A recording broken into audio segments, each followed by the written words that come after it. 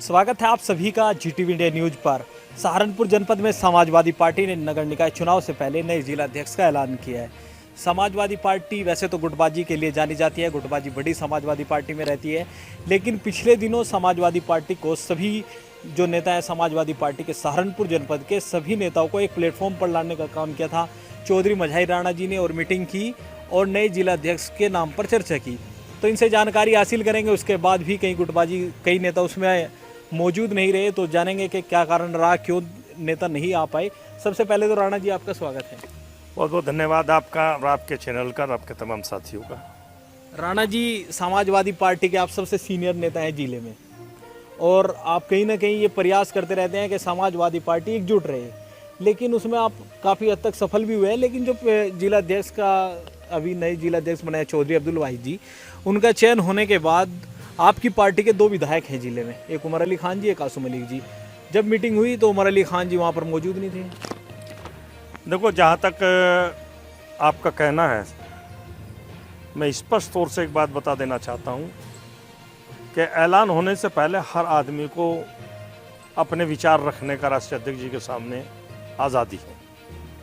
कोई किसी का समर्थक हो सकता है, कोई किसी का समर्थक हो सकता है, किसी ने किसी का नाम लिया हो, किसी ने किसी का नाम लिया हो, लेकिन राष्ट्रीय अध्यक्ष जी के फैसले के बाद समाजवादी पार्टी जनपद सहारनपुर के अंदर कोई गुटबाजी नहीं। लेकिन जब स्वागत कार्यक्रम था आपके जिला अध्यक्ष का, तो उसमें जो विधायक हैं उमर अली खान वो शामिल नहीं रहे, पूर्व विधायक मावी अली उसमें नहीं पहुंचे। देखो, जहाँ तक स्वागत के प्रोग्राम का, पहली बात तो यह है कि कोई स्वागत का प्रोग्राम हुआ नहीं। मीटिंग थी, जनपद सहारनपुर के सीनियर तमाम साथियों की, कार्यकर्ताओं की मीटिंग थी। उसी मीटिंग के अंदर नवनियुक्त जिला अध्यक्ष चौधरी वाहिद साहब का भी परिचय था। उसी परिचय के तहत तमाम लोग उसमें आए हैं। जहाँ तक आपने दो व्यक्तियों का नाम लिया है, भाई उमर अली साहब का और मावी अली जी का। उमर अली साहब के वालिद साहब की तबीयत ख़राब थी, वो अपने वालिद साहब की तीमारदारी में लगे हुए थे।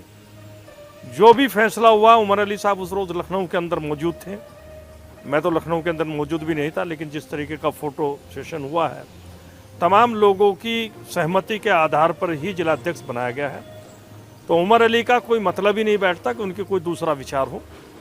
लेकिन लोग कह रहे हैं कि उमर अली खान, मावी अली और अन्य कई नेता, वो फराद आलम या MLC शाहनवाज खान, ये सभी नेता, क्योंकि वो MLC शाहनवाज खान भी मौजूद नहीं थे मीटिंग में, तो ये सब नेता फराद आलम गाड़ा को जिला अध्यक्ष बनाना चाहते थे, लेकिन बने अब्दुल वाहिद, क्योंकि आसू मलिक अब्दुल वाहिद के लिए नहीं, ऐसा नहीं था कि अकेले आसू मलिक साहब अब्दुल वाहिद साहब के उसमें हो, और ऐसा भी नहीं था कि अकेले माविया अली और उमर अली और क्या नाम है आपके शाहनवाज ही फराद को चाहते हैं।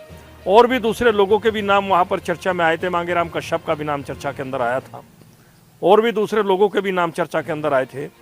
लेकिन जो फैसला हुआ है वो सर्वसम्मति से फैसला हुआ है। फैसले से पहले सब व्यक्तियों को ये आज़ादी है कि वो अपने अपने मन की बात राष्ट्रीय अध्यक्ष के सामने रख दे, और सबने अपने अपने मन की बात राष्ट्रीय अध्यक्ष जी के सामने रखी। संजय गर्ग भी है और दूसरे तमाम लोग भी हैं। कोई भी ऐसा गुटबाजी समाजवादी पार्टी के अंदर अब नहीं है और ना ही रहेगी। ये मैं दावे के साथ इस बात को कहना चाहता हूँ। राष्ट्रीय अध्यक्ष जी का जो फैसला आया वो सर्वसम्मति से आया। राष्ट्रीय अध्यक्ष जी के फैसले को सबको मानना होगा, और राष्ट्रीय अध्यक्ष जी के फैसले के तहत ही समाजवादी पार्टी चलेगी, एकजुट होकर के चलेगी। जिला निकाय चुनाव नज़दीक आगे, प्रत्याशियों का ऐलान होगा, लंबी लाइनें, कहीं कहीं उम्मीदवार एक एक उससे हैं। आप गंगों की बात कर लिए, कई दावेदार हैं, तो किस तरह से इसके बाद मैनेज कर पाएंगे इनको? देखो, जहाँ तक मैनेज करने का सवाल है, नगर निकाय के चुनाव को गठबंधन का चुनाव होगा हमारा। दोनों पार्टी RLD और समाजवादी पार्टी के गठबंधन से ही चुनाव लड़ा जाएगा, और बहुत जल्दी हमारे यहाँ सब लोगों का अपने अपने लेटर आ गया है जो लड़ना चाहते हैं, और सबका एक ही कहना है कि जो भी फैसला हो सर्वसम्मति से पहले जो फैसला कर देंगे राष्ट्रीय अध्यक्ष जी, उस पर सब लोग सहमति के आधार पर चलेंगे। अभी रिजर्वेशन आ जाए, रिजर्वेशन के बाद आने के बाद हम आपको ये बता देंगे कि समाजवादी पार्टी कितनी जल्दी से अपने तमाम कैंडिडेट जो तैयारी के साथ लगे हुए हैं, उन कैंडिडेटों को उतारने का काम करेगी। निकाय चुनाव में इमरान मसूद भी लगातार पार्टी पर आपकी हमलावर है। वो कह रहे हैं कि आजम खान की इस हालत के लिए समाजवादी पार्टी जिम्मेदार है। देखो, जहाँ तक आपने एक व्यक्ति का नाम लिया है, क़यादत का नाम लिया है, इमरान मसूद का नाम लिया है।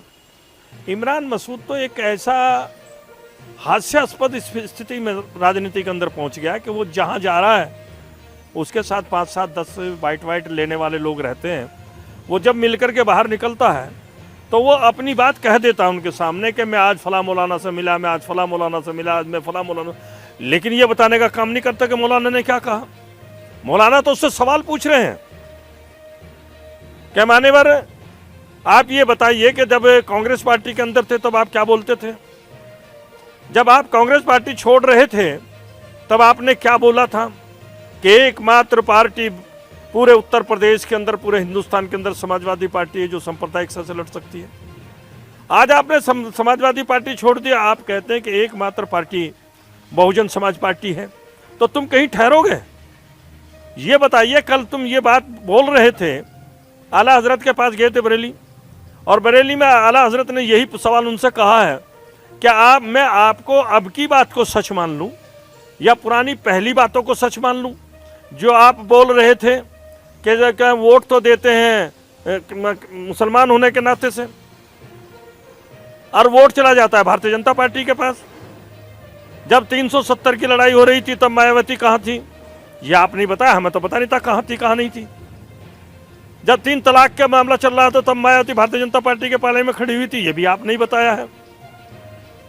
बहुजन समाज पार्टी कोई राजनीतिक दल नहीं है, वो लुटेरों का गैंग है। आदरणीय मायावती जी को आपने पता नहीं किन किन अलंकारों से अलापने का काम किया है, लेकिन हम ये आला हजरत ने पूछा, हमने तो कभी कहा नहीं ये बातें। ये भी तुम ही कह रहे हो, और अब भी तुम ही कह रहे हो इस बात को कि तुम्हारी बात पहली सच है या अगली सच है।